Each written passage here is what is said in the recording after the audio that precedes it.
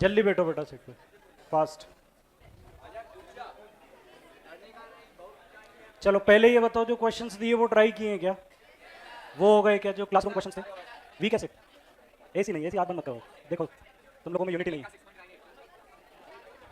चलिए question number 1 था, question number 1 था 0.1 मोलर HCl, इसकी पीएच बतानी थी। सेकंड क्वेश्चन था 10 to the power -4 molar HCl, इसकी भी पीएच हमको बतानी थी। थर्ड था 10 to the power -7 molar HCl, इसकी भी पीएच आपको बतानी थी।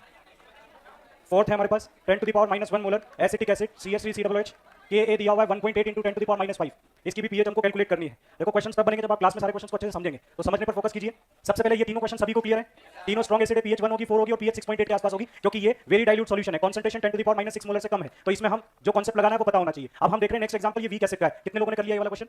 तो वीक एसिड वाला केस तो मैंने आपको क्या बताया कि वीक एसिड वाले केस में आप पहले चेक करोगे कि KAC, सबसे पहले कंसंट्रेशन चेक करो, 10 टू द पावर -6 मोलर से ज्यादा होनी चाहिए, ये कंडीशन सेटिस्फाई हो रही है। सेकंड कंडीशन KAC जो है ये 10 टू द पावर -12 मोलर से ज्यादा है, ये भी सेटिस्फाइड है। और KA/C जो है वो 10 टू द पावर -3 से कम होना चाहिए। सारी कंडीशन सेटिस्फाइड है, ना तो हमें वोटर प्लस कंसीडर करना है, ना हमें अल्फा या डिसोसिएट्स को कंसीडर करना है। मीन C-X या C-C अल्फा या 1 अल्फा को हम लिख सकते हैं, 1 लिख सकते हैं। तो चलिए इस क्वेश्चन को आप किस तरह से अप्रोच करोगे? वैसे तो मैंने आपको बताया कि इस वाले केस का डायरेक्ट फॉर्मूला आप याद रख सकते हो, pH = ½ pKa - log C। देखो फॉर्मूला अगर नहीं भी पता है ना आप लोगों को, फॉर्मूला नहीं भी पता तो आप वीक एसिड का डिसोसिएशन कर सकते हो। एसिटिक एसिड डिसोसिएट होगा CH3COO- और H+ में। यहाँ पर अगर ये C है तो ये C- C अल्फा होगा, C अल्फा होगा, C अल्फा होगा। इसका Ka अगर हम लिखे तो कितना आएगा? C alpha square upon 1 alpha, 1 alpha को आपने कितना मान लिया? 1, तो यहाँ से अल्फा इक्वल टू कितना आ जाएगा? √Ka/C, और ये अल्फा यहाँ रखकर H+ कंसंट्रेशन कितनी है? C अल्फा है, तो C √Ka/C आप लिख सकते हो, तो ये √Ka/C आ जाएगा। और इसी वैल्यू का अगर आप नेगेटिव लोग लोगे, नेगेटिव लोग H+ लोगे, तो यही वैल्यू आपको क्या मिलेगी? ½ pKa - log C। क्लियर है क्या? तो ये फॉर्मूला किस तरह से हमने बनाया था ये आप लोगों को पता होना चाहिए। तो यहाँ से पीएच आप इजीली कैलकुलेट कर सकते हो कि इस वीक एसिड की पीएच जो है वो ½ pKa - log C के इक्वल होगी। यहाँ पर दोनों वैल्यूज आपको क्वेश्चन में दी हुई है। पीके आप कैसे कैलकुलेट करोगे, इसका नेगेटिव लोग, थोड़ा सा देखो आयोनिक का क्वेश्चन करना, पेशेंस रखना पड़ेगा, क्वेश्चन थोड़ा लेंदी होगा। बाकी के क्वेश्चन से कंडीशंस भी चेक करनी पड़ेगी, इजीली आंसर भी नहीं आते, कैलकुलेशन भी टफ होती है। अगर आप इसका नेगेटिव लोग लोगे तो वैल्यू क्या होगी? 5 - log 1.8, 5 - log 1.8 इसकी वैल्यू आपको बताई जाएगी, क्वेश्चन में दी जाएगी। इसको कंप्लीटली सॉल्व करते हैं तो ये वैल्यू 4.74 आती है। तो यहाँ से पीके हमारे पास आ जाएगा 4.74, और log C की वैल्यू कंसंट्रेशन कितनी है? 10 टू द पावर -1, तो log C कितना हो जाएगा? -1, तो ओवरऑल ये वैल्यू कितनी हो जाएगी? +1 हो जाएगी, 5.74/2। ठीक है, 2.87 इसकी पीएच आ जाएगी। क्लियर है क्या सबको? इसकी पीएच हमें कितनी मिल जाएगी? 2.87। नेक्स्ट क्वेश्चन ट्राई करें। ये था क्वेश्चन नंबर 4। इसके बाद नेक्स्ट क्वेश्चन देखो, क्वेश्चन नंबर 5। क्वेश्चन नंबर 5 आपको दिया था 10 to the power -4 molar CH3COOH acetic acid, और साथ में Ka दिया हुआ है 1.8 into 10 to the power -5। Concept क्या बोलता है? कॉन्सेप्ट ये बोलता है कि आप पहले KAC का प्रोडक्ट चेक करो, कंसंट्रेशन चेक करो। फर्स्ट कंडीशन सेटिस्फाई हुई है, 10 टू द पावर -6 मोलर से ज्यादा है। KAC का प्रोडक्ट देखोगे वो भी 10 टू द पावर -12 से ज्यादा है, इसलिए वाटर का H+ हमें कंसीडर नहीं करना। अल्फा वाली कंडीशन चेक करते हैं। अल्फा के लिए अगर Ka/C चेक करोगे 1.8 into 10 to the power -5 upon 10 to the power -4, ये 1.8 इंटू 10 टू द पावर -1 होगा, और ये जो वैल्यू है ये वैल्यू आपके पास 10 टू द पावर -3 से ज्यादा है। इट मींस यहाँ पर अल्फा को नेगलेक्ट नहीं करेंगे, alpha will not be negligible in this case. अगर अल्फा नेग्लिजिबल नहीं होगा तो फिर आपको ये फॉर्मूला डायरेक्ट नहीं लगाना है, आपको सारी स्टेप्स फॉलो करनी पड़ेगी। H+ बिल्कुल सही बात है कि H+ इक्वल टू कितना होगा? C अल्फा होगा। इट मींस पहले आपको क्या कैलकुलेट करना पड़ेगा? अल्फा कैलकुलेट करना पड़ेगा। तो वही सारी स्टेप्स आपको डायरेक्टली फॉलो करनी पड़ेगी इस वाले केस में। तो देखो इस वाले केस को आप कैसे सॉल्व करोगे, मिटा दो। देखिए आप लोग क्या लिख सकते हैं, ये वीक एसिड है CH3COOH, it will dissociate into acetate ion plus H+। Water का H+ कंसीडर नहीं करना है। C- आप इसे X भी लिख सकते हो, ये X बनेगा, ये X बनेगा। तो यहाँ से Ka इज इक्वल टू कितना हो जाएगा? X square upon C - X। तो इस प्रॉब्लम को सॉल्व करना है तो पहले हमें क्या निकालना पड़ेगा? X निकालना पड़ेगा, और X ही क्या H+ आयन कंसंट्रेशन है, उसका नेगेटिव लॉग लेंगे। तो X कैलकुलेट करने के लिए Ka आपको इस क्वेश्चन में कितना दिया हुआ है? कुछ आपको ये डेटा लिखवाया था मैंने, एक बार चेक करो।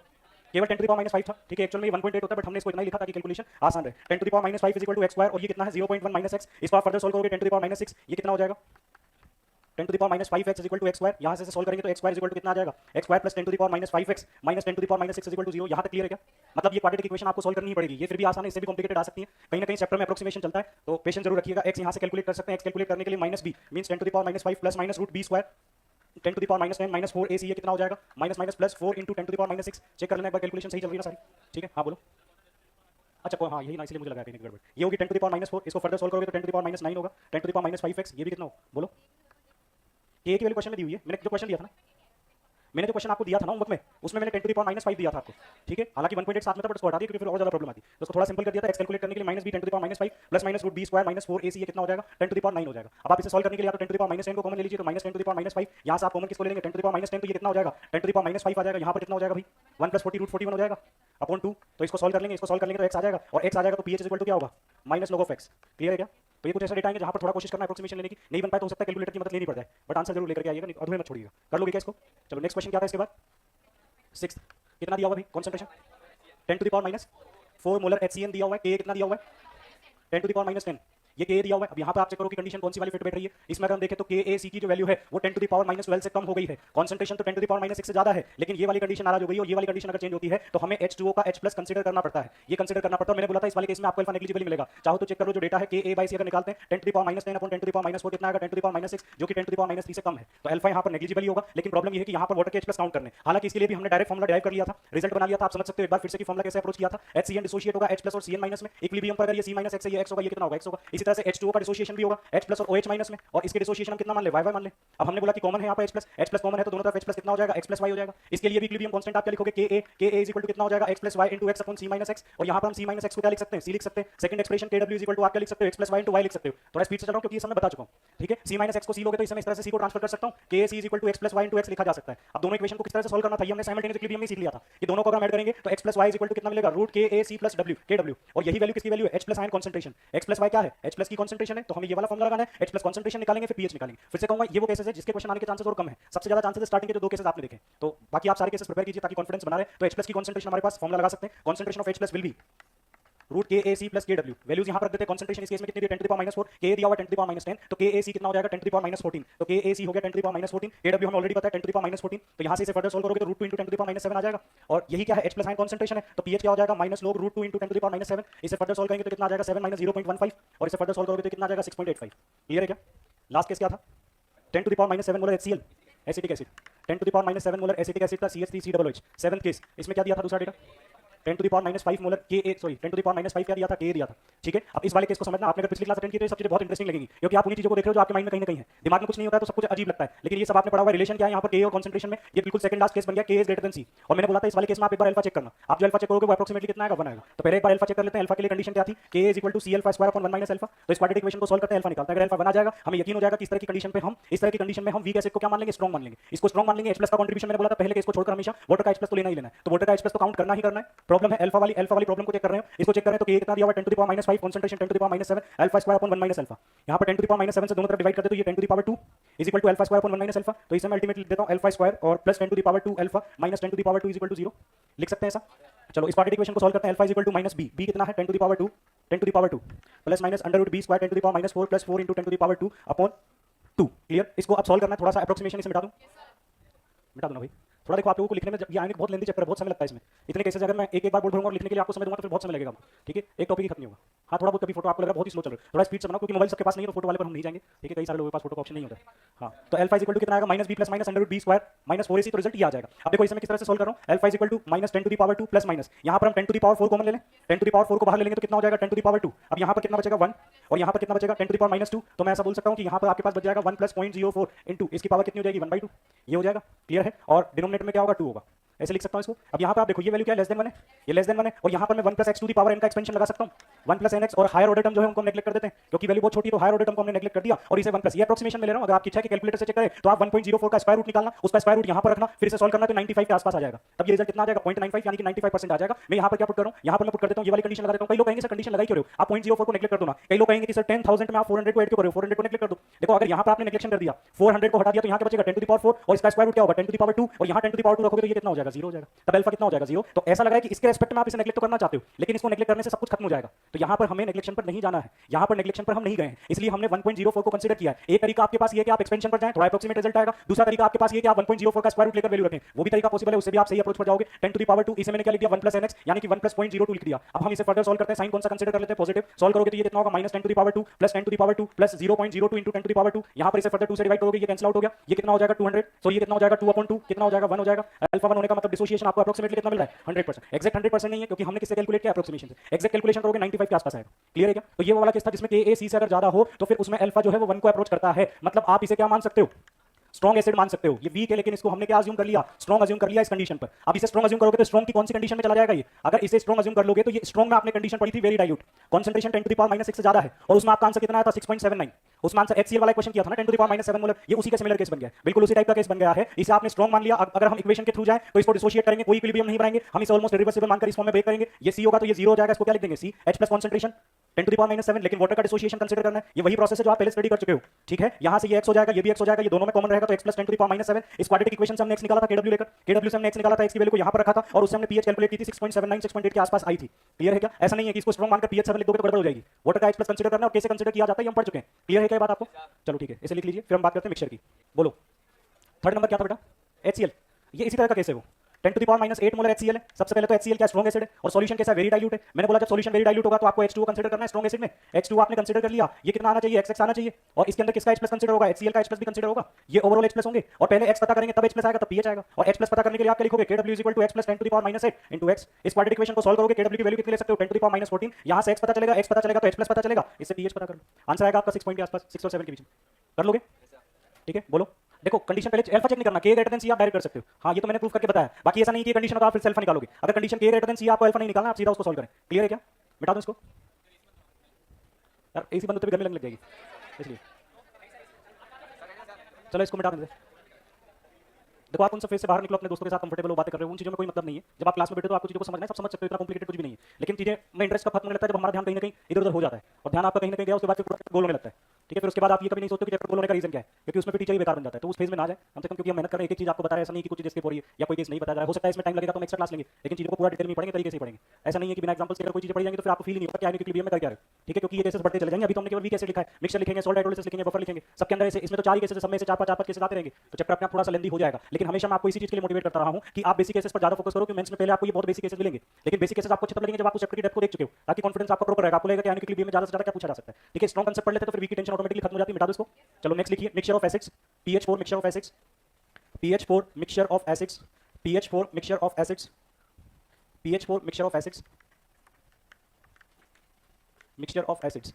एसिड्स के मिक्सचर के लिए पीएच हमें बतानी है। मान लेते हैं कि आपने एक मिक्सचर लिया, इसमें भी पहली कंडीशन हम कंसीडर करते हैं। पहली कंडीशन में आपने जो मिक्सचर लिया, आपने कोई सॉल्यूशन लिया और इस सॉल्यूशन में 2 एसिड है। इस सॉल्यूशन में HA भी है और HB भी है, 2 एसिड्स हैं। पहले केस को समझो कैसे अप्रोच करना है। इस मिक्सचर के अंदर 2 एसिड यहां पर रखे हुए हैं और मैं ऐसे बोल रहा हूं कि यहां पर ये भी एक स्ट्रॉन्ग एसिड है, ये भी स्ट्रॉन्ग एसिड है और ये भी स्ट्रॉन्ग एसिड है। तो ये वाला केस तो आप स्टडी कर चुके हो। अगर दोनों स्ट्रॉन्ग होंगे तो पीएच किससे निकाली जाती है? H+ कंसंट्रेशन से। ये कंप्लीटली डिसोशिएट होकर क्या देगा? H+A-। अगर इस सॉल्यूशन में इसकी कंसंट्रेशन C1 है तो H+ कितना देगा? C1। ये कितना होगा? C1। अगर HB भी स्ट्रॉन्ग है तो इसका डिसोशिएशन भी कैसा होगा? कंप्लीट होगा और डिसोशिएशन से H+ कितना मिलेगा? C2। तो यहां पर हम बोल सकते हैं कि ओवरऑल H+ कंसंट्रेशन कितनी हो जाएगी? C1 + C2 हो जाएगी और H+ कंसंट्रेशन आ जाएगी तो पीएच आ जाएगी। तो ये तो पहला केस था कि दोनों ही या मिक्सचर के सारे कंपोनेंट कैसे हो? स्ट्रॉन्ग हो। अब दूसरे केस की बात करते हैं कि इनमें से एक स्ट्रॉन्ग हो, मतलब ये मैंने ले लिया स्ट्रॉन्ग प्लस स्ट्रॉन्ग, दोनों ही कैसे हैं? स्ट्रॉन्ग है। दूसरा केस हम ले लेते हैं कि स्ट्रॉन्ग के साथ अगर वीक मिला दिया जाए तो फिर पीएच कैसे अप्रोच होनी चाहिए। चलो पहले आप लोग भी पैरेलल सोचो कि स्ट्रॉन्ग के साथ वीक होगा तो क्या कंडीशन बनेगी, बताओ। स्ट्रॉन्ग के साथ वीक होगा तो स्ट्रॉन्ग तो टूटना ही टूटना है, तो वो वीक में क्या चेंज करेगा? वीक के डिसोसिएशन को डिक्रीज कर देगा, वो वीक के अल्फा को डिक्रीज कर देगा कॉमन आयन इफेक्ट की वजह से। तो सेकंड में हमने क्या ले लिया कि स्ट्रॉन्ग एंड वीक दोनों का मिक्सचर ले लिया। तो यहां पर देखना कैसा चौंकाने वाला रिजल्ट आएगा कि हमने एक सॉल्यूशन लिया, इसमें H एक ऐसा एसिड है स्ट्रॉन्ग है और इस बार जो HB आपने लिया है वो कैसा एसिड होगा? वीक एसिड होगा। ये स्ट्रॉन्ग है और ये वीक है।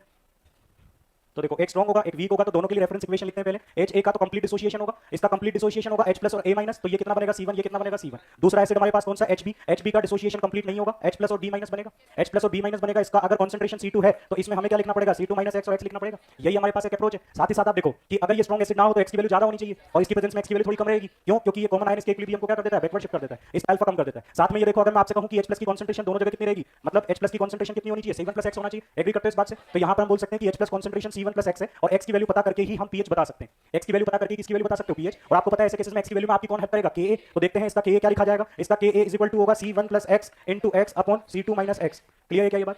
ये रिजल्ट आएगा। चलो दूसरी प्रॉब्लम ये है कि C1 C2 हमें दिया जाएगा, K हमको दिया जाएगा, तो यहां से X निकालना पड़ेगा। अब यहां से X निकालना तो बहुत मुश्किल हो गया, यहां से X पता करना बहुत मुश्किल क्यों हो गया? क्योंकि कॉम्प्लिकेटेड इक्वेशन बन जाएगी। तो देखो, या तो आप इस क्वाड्रेटिक इक्वेशन को सॉल्व करके पता करो कि X नेग्लिजिबल है या नहीं है, या मैंने आपको बोला था कि आप पहले अप्रोक्सीमेशन ले लो। आप अपनी तरफ से अप्रोक्सीमेशन ले लो कि X नेग्लिजिबल है। जब X C2 के सामने नेग्लिजिबल है तो C1 के सामने तो नेग्लिजिबल होगा ही होगा। तो X को पहले नेग्लेक्ट कर दो, X को नेग्लेक्ट करके पहले X निकाल लो। और अगर आपको लगता है कि नेग्लेक्शन के बाद जो X की वैल्यू आ रही है वो वाकई में नेग्लिजिबल है तो आपने सही किया है, और आपको लग रहा है कि आपने इस X को चेक किया ये नेग्लिजिबल नहीं लग रहा है, तो फिर तो आपको मुसीबतों का सामना करना ही पड़ेगा। X को वापस से बैठाना पड़ेगा, वापस उस इक्वेशन को सॉल्व करना पड़ेगा। जनरली ऐसे केसेस नहीं बनते हैं, ठीक है। बन जाए तो वो आपकी वही किस्मत है, बट ऐसा कोई केस आपको शायद ही मिलेगा। केसेस बड़े सिंपल होते हैं, इजीली आप उनमें अप्रोक्सीमेशन ले सकते हो। तो चलो अगर हम इसमें अप्रोक्सीमेशन ले लें तो रिजल्ट कैसा बनेगा? C1 + X को आप कितना लिख सकते हो? C1। और C2 - X को भी कितना लिख सकते हो? C2। अगर इस कंडीशन पर मैं H+ कंसंट्रेशन बोलूं तो H+ concentration C1 + X approximately कितना हो जाएगा? C1। ये किसकी कंसंट्रेशन? स्ट्रॉन्ग एसिड की H+ आयन की। मतलब आप स्ट्रॉन्ग एसिड को वीक में मिला रहे हो और पीएच किसकी बता रहे हो? स्ट्रॉन्ग की। मतलब हम ऐसा बोल रहे हैं कि अगर स्ट्रॉन्ग को वीक में मिला दिया जाए तो वहां वीक की प्रेजेंस को आप इग्नोर कर सकते हो। अब आपके सामने क्वेश्चन लिखा होगा, आप उस लैंग्वेज को पढ़कर कंफ्यूज हो जाओगे कि यार कोई अच्छे लेवल का क्वेश्चन है, HCl में H2S भी मिलाया हुआ है, पीएच बतानी है, ऐसा कौन से पढ़ाई नहीं है, जबकि उसकी पीएच केवल किसकी मदद से बतानी है? HCl की मदद से। H2S को तो वहां नेग्लेक्ट कर दिया। समझना, जैसे कि मैं डेटा देता हूं 0.1 मोलर हमने क्या ले लिया? HA। ये HA हमारे पास स्ट्रॉन्ग एसिड है, साथ में हमने H भी ले लिया 0.03 मोलर। इसकी पीएच आप निकालोगे, ये कैसा है? वीक है। तो मैंने बोला अगर इस मिक्सचर की पीएच आपको बतानी है ना तो इसकी पीएच के लिए आप इसको इग्नोर कर दो। और सीधा इससे पीएच बता दो स्ट्रॉन्ग वाले पार्ट से, तो पीएच इसकी कितनी बता सकते हो 1। मतलब HCl की प्रेजेंस में इसके जो H+ है ना, इनका काउंट नेग्लिजिबल है। HCl के H+ के कंपैरिजन में ये हमने नेग्लेक्ट कर दिए, तो इस अप्रोक्सीमेशन पर H+ क्या आ गया C1, मतलब H+ से जो पीएच आएगी वो बिल्कुल कैसी आएगी, same as strong acid. Clear है क्या? बोलो। हाँ, जब अप्रोक्सीमेशन, और मैं बोल रहा हूँ कि 99.9% केसेस में अप्रोक्सीमेशन ही आता है। ठीक है, हाँ हाँ, देखो इसकी कॉन्सेंट, लेकिन इसका एक्स तो कम ही होगा ना, इसकी कॉन्सेंट्रेशन से क्या फर्क पड़ता है? ये मान लो बहुत ज्यादा है C2, लेकिन हम तो एक्स को देखेंगे, डिसोसिएशन तो उसका कम ही होगा ना। कैसे बताओ? है ना, सोचोगे, आपको कोई कंफ्यूजन नहीं है उसमें, लिख लीजिए इसको। स्ट्रॉन्ग में वीक होगा तो वीक की प्रेजेंस नेग्लिजिबल होती है मोस्ट ऑफ द केसेस में, केवल स्ट्रॉन्ग से ही पीएच बता दी जाती है। किसको? नहीं, स्ट्रॉन्ग का तो के वैसे वेरी हाई होता है, ऐसी कोई रेंज डिफाइन नहीं है ना, वही चीज़ है कि अप्रोक्सीमेशन कहाँ लेना है डिफाइन नहीं है, वो होता तो फिर हम वो चीज़ लिखते, उसके इसमें आपको तो चेक करना पड़ेगा वो चीज़। तो या तो यहाँ एक्स निकाल करके वेरीफाई करें, तो वेरीफाई करें और पता करें कि एक्स कम है, नेग्लिजिबल है तो नेग्लेक्ट कर दें। तो ज़्यादातर केसेस में ये नेग्लिजिबल ही होता है, और स्ट्रॉन्ग और वीक के मिक्सचर की पीएच भी स्ट्रॉन्ग ही बताता है। बोलो, वीक को एक्सेल में ले लो ना, कोई दिक्कत नहीं है, बहुत सारा वीक डाल दो, क्या दिक्कत है? ये तो 100% डिसोसिएशन, बात तो H+ की करो ना बेटा, इसको ज़्यादा करने से H+ तो अल्फा पर डिपेंड करता है। ठीक है, इसका अल्फा कौन अफेक्ट कर रहा है? ये स्ट्रॉन्ग अफेक्ट कर रहा है। क्लियर है? तो ऐसा कोई डेटा आप सेट मत करो, क्वेश्चन को देखो, आइडिया मिलेगा। बोलो। हाँ देखो, इन वाले केसेस में हम H2O का H+ काउंट नहीं कर रहे हैं। H2O का H+ तभी काउंट करो जब H+ कॉन्सेंट्रेशन आपको कितनी मिल रही हो, ऐसी मिल रही हो कि पीएच 6 to 8 के बीच में जा रही हो, अदरवाइज इनमें H2O नेग्लिजिबल ही होता है। इसलिए ऐसा कहीं नहीं लिखा हूँ, इन सारे केसेस में H2O को हम कंसिडर ही नहीं कर रहे हैं। चलो, जिन्होंने लिखी है वो सोचिए कि अगर दोनों एसिड वीक होंगे, अगर दोनों ही एसिड वीक होंगे तो अप्रोच क्या रहेगी? मान जाओ, अच्छी बात नहीं है।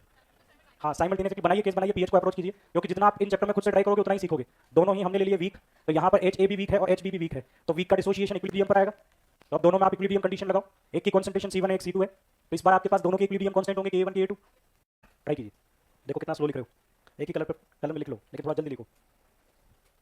आधे लोग इसी वजह से सीख नहीं पाते क्योंकि उनकी राइटिंग स्पीड स्लो होती है, और जेईई के सिलेबस की अपनी स्पीड होती है, उससे कम स्पीड पर नहीं जा सकते हैं क्योंकि टाइम तो लिमिटेड है ना। तो आपके किसी भी चीज को लिखने में एक तेजी होनी चाहिए, स्पीड होनी चाहिए। अगर इसकी कॉन्सेंट्रेशन C1 है, C2 है, बताओ इक्विलिब्रियम पर ये C1 माइनस एक्स होगा, ये एक्स होगा, ये एक्स होगा, ये इक्विलिब्रियम पर C2 माइनस वाई होगा, ये भी वाई होगा, ये भी वाई होगा। साइमल्टेनियस इक्विलिब्रियम है, साइमल्टेनियस इक्विलिब्रियम में तो H+ दोनों जगह सेम बना दे, तो H+ को दोनों जगह सेम बना दो, x+y x+y, और आंसर कहां से आएगा? x+y की वैल्यू पता चल जाए, और x+y की वैल्यू कौन बताएगा? दोनों का इक्विलिब्रियम कांस्टेंट, दोनों का इक्विलिब्रियम कांस्टेंट। तो इसका इक्विलिब्रियम कांस्टेंट अगर Ka1 है तो Ka1 इक्वल टू आप क्या लिख सकते हो? x+y into x upon C1 minus x, और इसका इक्विलिब्रियम कांस्टेंट Ka2 है तो आप क्या लिख सकते हो? x+y into y upon C2 minus x, C2 minus y, sorry लिख लिया क्या? चलो, अगर दोनों ही केसेस में एक्स और वाई C1 C2 से नेग्लिजिबल है, तो आप एक्स और वाई को नेग्लेक्ट करो, पीएच बताओ क्या आनी चाहिए, क्या कोई फॉर्मुला बन सकता है हमारे पास?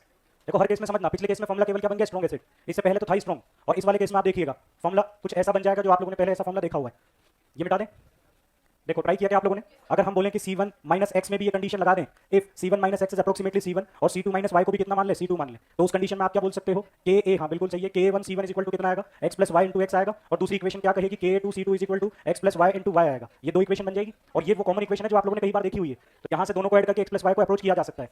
ठीक है, तो दोनों को ऐड कीजिए और x+y बताइए, उसी से पीएच आ जाएगा। मिटा दो इसको, ऐड कर दिया दोनों को। देखो कंडीशन पर ही, सब में अप्रोक्सीमेशन पर ही रिजल्ट लिख रहे हैं, तो कि रिजल्ट अगर अप्रोक्सीमेशन पर नहीं लिखना तो फिर तो बड़ी कैलकुलेशन है।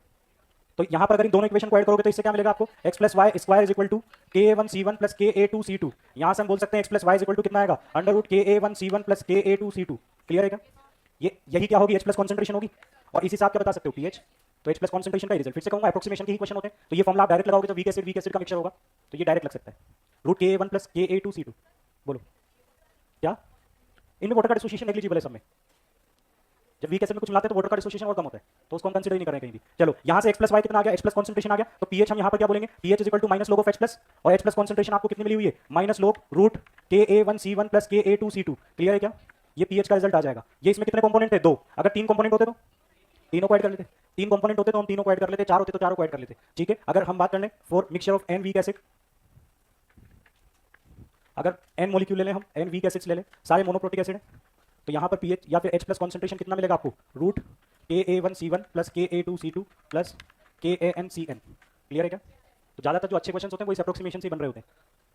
इन एसिड में बेसिस अभी हमने नहीं मिलाया, बेस मिलाने की कंडीशन बिल्कुल अलग हो जाती है, बहुत अलग लेवल पर चले जाते हैं, फिर हम सॉल्ट हाइड्रोलिसिस वगैरह कॉन्सेप्ट सारे इंक्लूड हो जाते हैं। अभी हमने इनमें कोई बेस नहीं मिलाया, और पैरेलल आप एसिड के लिए पढ़ रहे हो तो बेस के लिए भी आपको पता होना चाहिए। अगर बेस के लिए अगर हम बात करेंगे तो H+ की जगह OH होगा, Ka की जगह Kb होगा, Kb1 C1 plus Kb2 C2, लेकिन वो OH होगा वो आपको POH बताएगा, तो आपको ये बहुत अच्छे से ध्यान रखना पड़ेगा कि बेस में कब OH ले रहे हो, कब H+ ले रहे हो।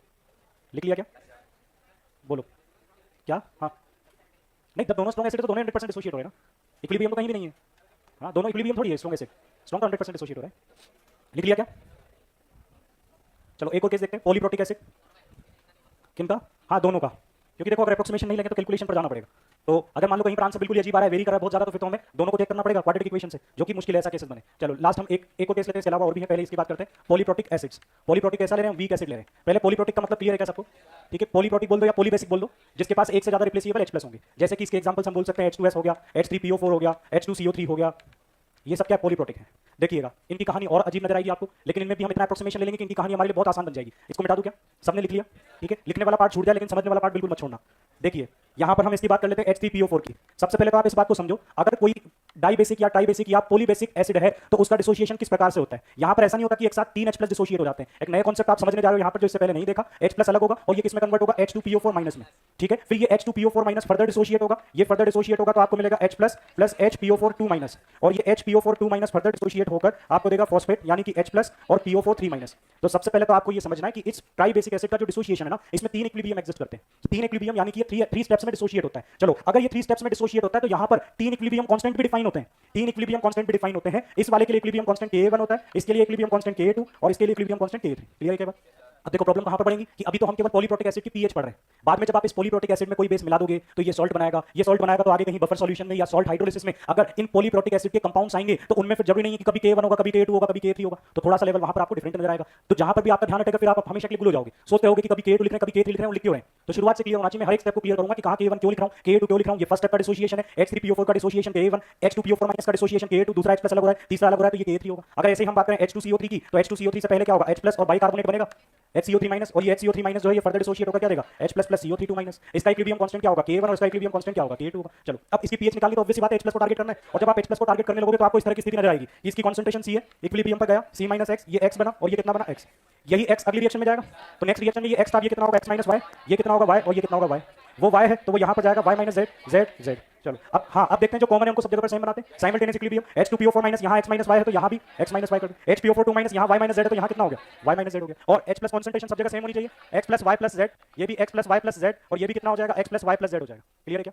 इसका मतलब तो ये हुआ कि यहाँ अगर पीएच, आवाज आ रही क्लास से, अगर यहाँ पीएच कैलकुलेट करनी तो हमें X भी चाहिए, Y भी चाहिए, Z भी चाहिए, मतलब हमें 3 इक्विलिब्रियम सॉल्व करने पड़ेंगे, तीनों से X निकालेंगे, Y निकालेंगे, सम करके पीएच निकालेंगे। इतना मुश्किल नहीं है, इतना मुश्किल नहीं है, क्योंकि इसको भी अप्रोक्सीमेशन बहुत आसान बना देता है। यहाँ पर अप्रोक्सीमेशन कैसे चलता है वो समझना। देखो फर्स्ट स्टेप का जो इक्विलिब्रियम कांस्टेंट है ना Ka1, इसकी वैल्यू Ka2 से बहुत ज्यादा होती है और Ka2 की वैल्यू जो होती है वो Ka3 से बहुत ज्यादा होती है, मतलब इसका डिसोसिएशन बहुत ज्यादा होता है इन दोनों के डिसोसिएशन से। रटना नहीं, आप खुद सोचो कि इसने H+ दिया, अब इसके बाद ये क्या बन गया है ना, तो इसकी H+ देने की टेंडेंसी तो इससे कम होगी ना, और इसकी H+ देने की टेंडेंसी और कम होगी, तो इसका डिसोसिएशन और इसका डिसोसिएशन और कम होता है और इसका डिसोसिएशन और कम हो जाता है। तो इन दोनों का डिसोसिएशन बहुत कम होता है। तो इस रेस्पेक्ट में हम ऐसा बोल सकते हैं कि X की वैल्यू भी Y से ज्यादा होगी और Y की वैल्यू भी Z से ज्यादा होगी, X की वैल्यू भी Y से ज्यादा होगी, Y की वैल्यू भी Z से ज्यादा होगी। तो अब हम अप्रोक्सीमेशन लेते हैं, तो देखिएगा यहाँ पर अप्रोक्सीमेशन कहाँ कहाँ पर क्या क्या लिया जा सकता है। तो X - Y में X काफी बड़ा है Y से, तो इस केस में आप इसे क्या बोल सकते हो X, इसको हम क्या बोल सकते हैं Y और Z को नेगलेक्ट करते हैं, ये भी X कंसीडर किया जा सकता है। यहाँ पर इसको हम क्या बोल सकते हैं X, इसे क्या बोल सकते हो X, ये वाली वैल्यू भी क्या हो जाएगी X। Y - Z को क्या बोला जा सकता है Y, और Y - Z को क्या बोल सकते हैं Y।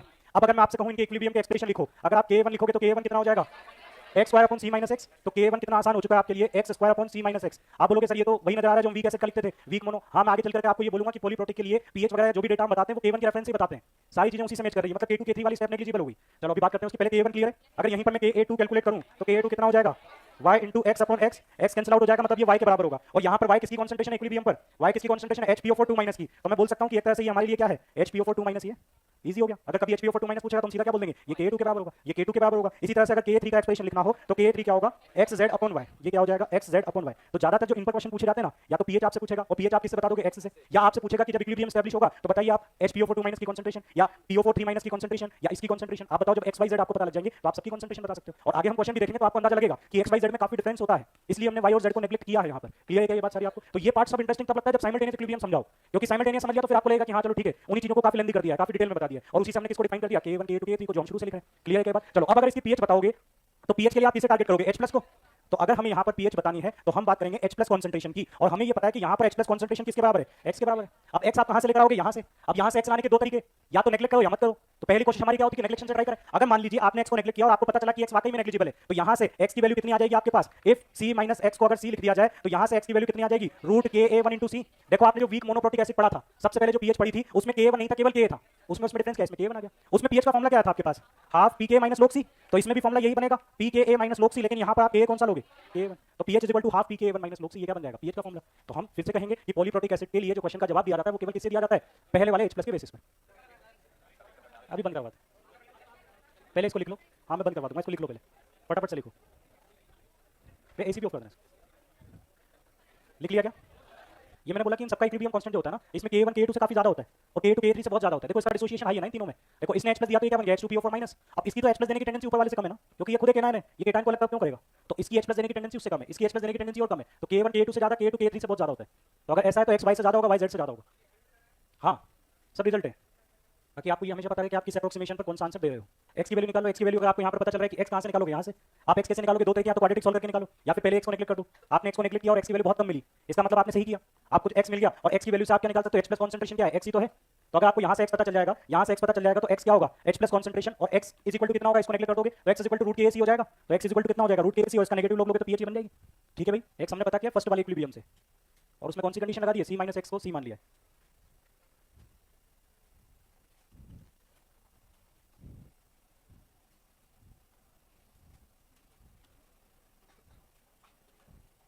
इसी तरह से बेस के लिए भी लिखा जा सकता है। बेस में क्या डिफाइन होगा? Kb1 Kb2 Kb3। अगर हम कोई पॉली एसिडिक बेस ले लें, poly acidic aluminium hydroxide, poly basic acid है, पॉली एसिडिक बेस है, डिफरेंट टर्म है इस चैप्टर में। ये जहाँ पर एसिडिक बोलेंगे वहाँ कहानी कुछ हो जाती है। आप सोचते तो एसिडिक बफर की पीएच 7 से ज़्यादा हो सकती है। तो क्वेश्चन लिखिएगा, calculate the equilibrium concentration of H+, HS- S2- H2S if 0.1 molar H2S solution is taken। इसका K1 दिया हुआ है 10⁻⁻7 और K2 दिया हुआ है 10⁻⁻14।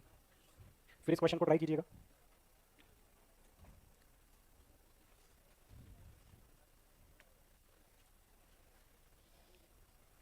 H+ ion concentration, HS- sulphide और H2S, चारों की कॉन्सेंट्रेशन बतानी।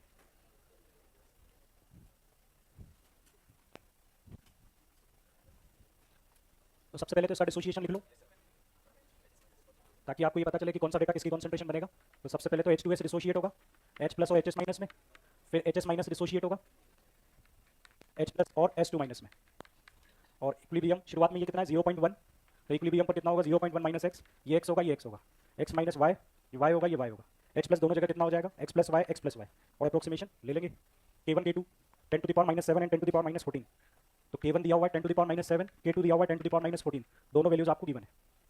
बोलो एक्सप्रेशन फ्रेम करो, वैल्यूज बताओ क्या। देखो एक्स वैल्यू नेगलेक्ट करके देख लो ना, एक बार नेगलेक्ट करके देख लो, एक्स कम आ रहा है मतलब नेगलेक्शन सही है। ठीक है, अपने आप कुछ डिसीजन नहीं लेना है। चलो, तो सबसे पहले तो हम बोल सकते हैं कि K1 में जो अप्रोक्सीमेशन ले सकते हैं, K1 की वैल्यू K2 से ज़्यादा है ही सही, तो हम यहाँ पर एक अप्रोक्सीमेशन ले लें, ये x हो जाएगा, ये भी कितना हो जाएगा x, और ये x - y है, इसको भी हम क्या कंसीडर कर लेते हैं? x। क्लियर है क्या ये बात? तो यहाँ से सबसे पहले K1 लिखा जा सकता है। K1 इज इक्वल टू क्या होगा? x² / c - x, और K2 इज इक्वल टू कितना हो जाएगा? xy/x, यानी कि ये कितना हो जाएगा? y। और y किसकी कॉन्सेंट्रेशन है? सल्फाइड की। तो सबसे पहले तो आपको सल्फाइड की कॉन्सेंट्रेशन लिख लिया ना, आपने सब कर लिया। चलो बहुत बढ़िया। तो यहाँ से हम बोल सकते हैं कि हमें सल्फाइड की कॉन्सेंट्रेशन पता चल गई, क्योंकि सल्फाइड की कॉन्सेंट्रेशन ही y है और y ही K2 है, और ये कितना है? 10⁻⁻14।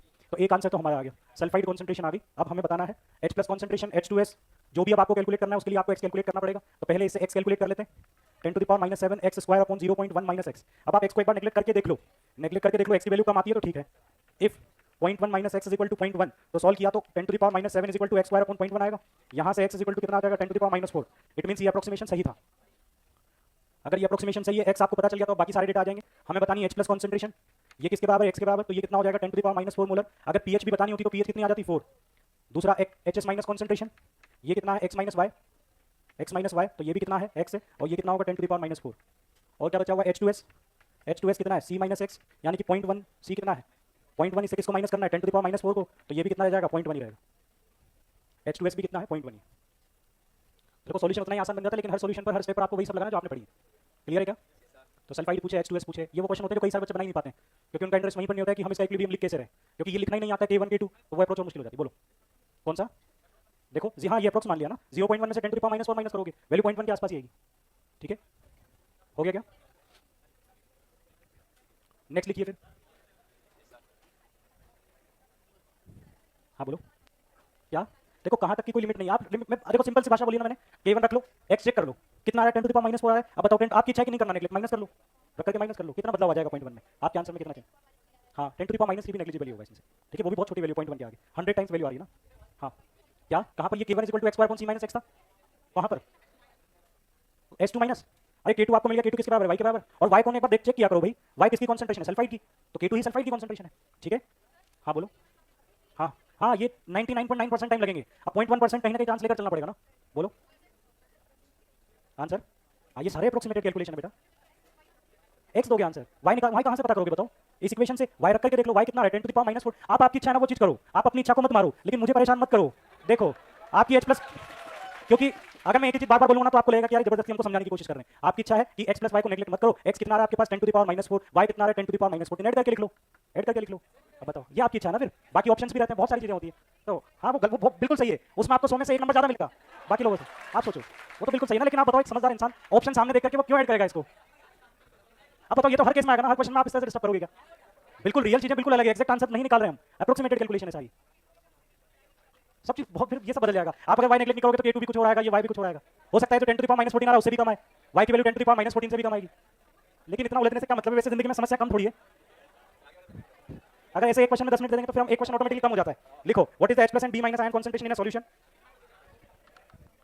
What is the H plus and B minus ion concentration in a solution, in a solution which is 0.03 molar in HA and 0.1 molar in HB।